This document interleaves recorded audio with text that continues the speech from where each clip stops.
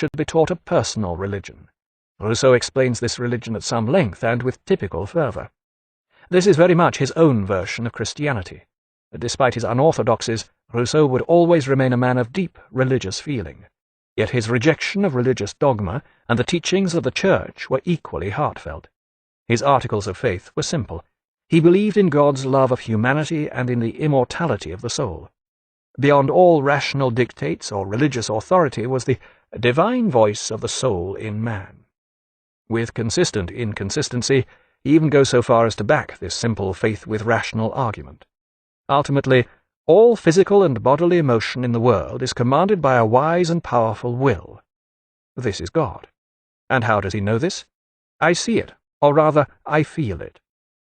The design of the world indicates the loving kindness of the being who created it.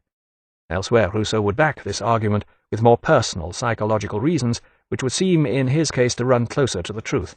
I have suffered too much to live without faith. Rousseau covers a wide range of topics in Émile. Many of the ideas in this work are as original as its author. In so many ways, his vision of humanity was far ahead of its time. Yet, curiously, despite the leading role they had played in his life, he had little of originality to say about women. For once, his views were very much of their time. The proper purpose of women is to produce children. He goes on to claim, what are failings for men are women's good qualities. The self-centeredness behind such views soon becomes apparent. Women ought to direct their knowledge to the study of men and the understanding of taste. The context of this remark makes it clear that the aim of the former study was not scientific, in order to gain knowledge of an apparently alien species, for instance. This study was intended to enable women to support men better. On the other hand, the placing of men and taste in different categories was perhaps not entirely intentional. When Émile was published in 1762, it caused a sensation. The Archbishop of Paris was not the only one to be outraged by Rousseau's views on religion. The Parlement went so far as to order the public executioner to burn the book publicly, along with the immediate arrest of its author. Even Rousseau's powerful protector, the Maréchal de Luxembourg, was unable to defend him from the wrath of the authorities.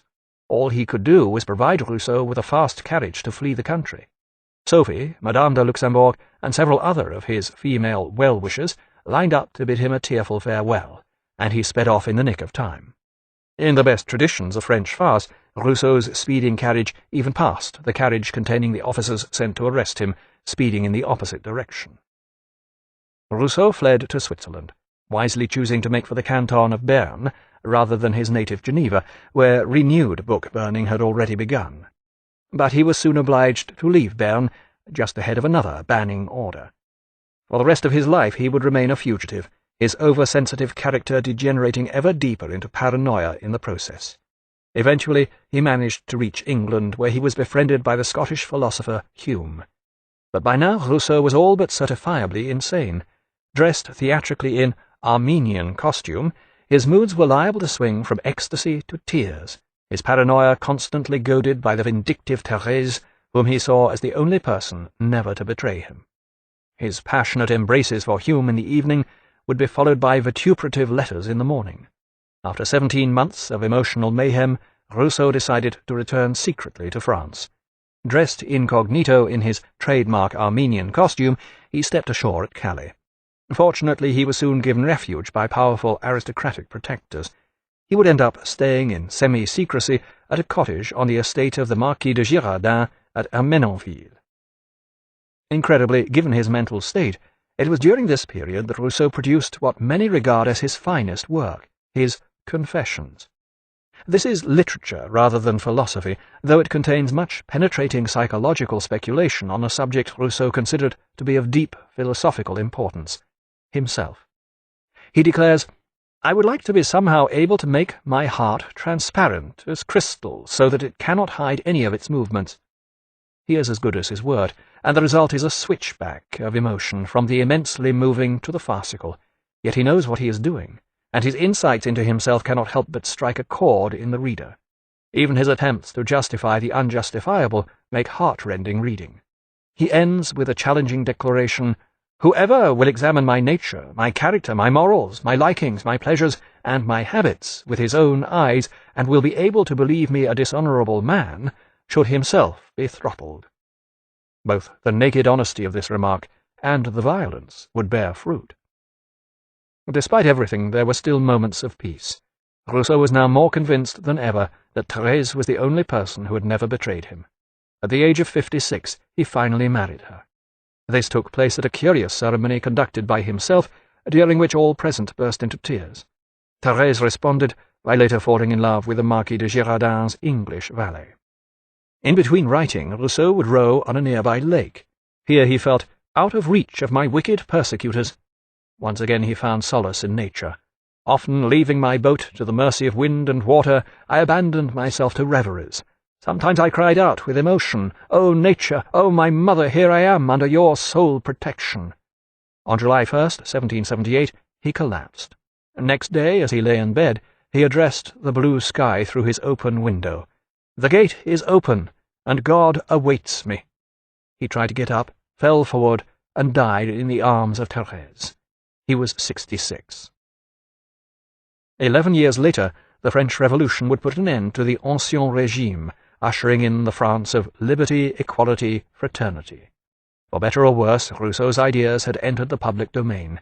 Here they would play their part in inspiring the best and the worst of political developments during the ensuing 2 centuries.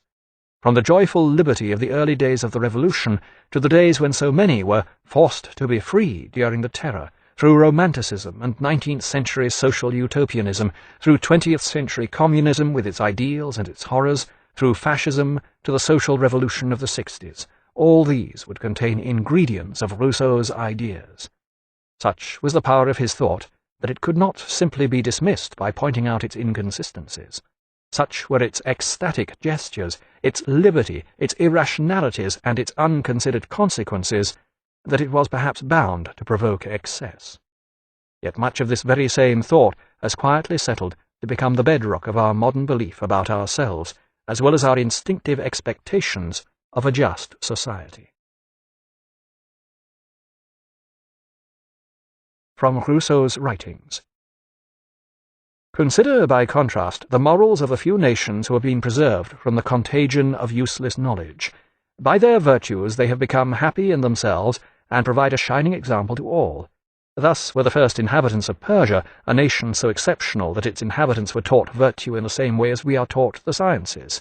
These were the Persians who conquered Asia with ease, and achieved the rare glory of having the history of their political institutions read by posterity as a philosophical romance. So also were the Scythians, of whom history speaks so highly. So also were the early Germanic people, whose simplicity of living, innocence, and virtue were such a delight to the historian Tacitus, when he became sick of describing the crimes and degeneracies of his own enlightened, opulent, and voluptuous people. So also were the Romans themselves in the early days of their poverty and ignorance. Discourse on the Sciences and the Arts. The first man who enclosed a piece of land, who then came up with the idea of saying, "This is mine," and found people simple enough to believe him, was the true founder of civil society. How many crimes, wars, and murders stem from this act? How much misery and horror the human race would have been spared if someone had simply pulled out the stakes and filled in the ditch and cried out to his fellow men, "Beware of listening to this impostor. You are lost if you forget that the fruits of the earth belong to everyone, and that the earth itself belongs to no one." Discourse on the Origin of Inequality. Man was born free, and everywhere he is in chains. Many a person believes himself to be the master of others, and yet he is in reality a greater slave than they are. How has this change come about? I do not know. What can render it legitimate? I believe that I have the answer to this question. If I considered only the use of force and its results, I should say that for as long as people are forced to obey, and do obey, it works fairly well. But as soon as these people are able to shake off their yoke and do so by force, things become better. For if people recover their freedom in the same way as it was taken away from them, either they are justified in so gaining their freedom, or there was no justification for taking away their freedom in the first place. Social contract. Everything is good in so far as it is given to us by the hands of the author of nature. Yet everything degenerates in the hands of man. He forces one country to nurture what is produced in another, one tree to bear the fruits of another. He mixes up and confuses the climates, the elements, and even the seasons. He mutilates his dog, his horse, and his slave. He turns everything upside down and disfigures everything. He loves deformity and monsters. He will have nothing as nature made it, not even himself. Like a wild horse, he must be first broken in before he is fit for man's service. He must be shaped according to his own fancy, like a tree in his garden. Émile, or On Education. I am made quite